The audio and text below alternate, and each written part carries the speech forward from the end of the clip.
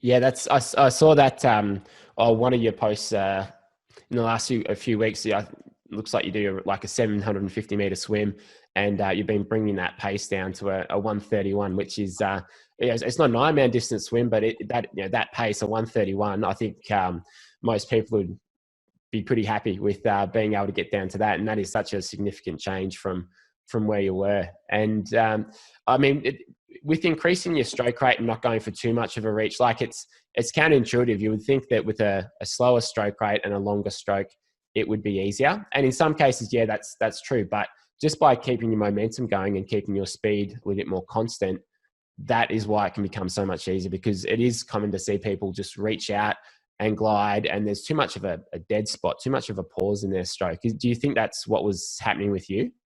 That's exactly what was happening. Besides the fact that my elbow would sometimes lead in the water first before my hand, it was that sloppy.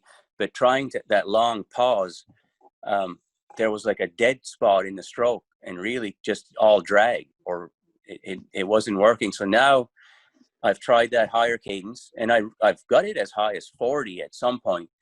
Now, it only got me so far. I've changed a few things, and now it's around 34, 35 at best. But my stroke, I was finishing like before my hip, and on the recovery of the next part of the stroke when I needed air, that hand was staying in the water by my hip, creating a little more drag. So I've lengthened the part of the stroke where I go past my hip now, and that hand never stops. So I don't have that drag dead spot. And that was like 7-8 seconds right away when I stopped doing that. So every little thing you talk about, I see instant feedback, which is fantastic, because now I try to mimic everything every day. But I have so many things to think of while I'm swimming that I struggle sometimes doing it all right. So I hope I become automatic someday.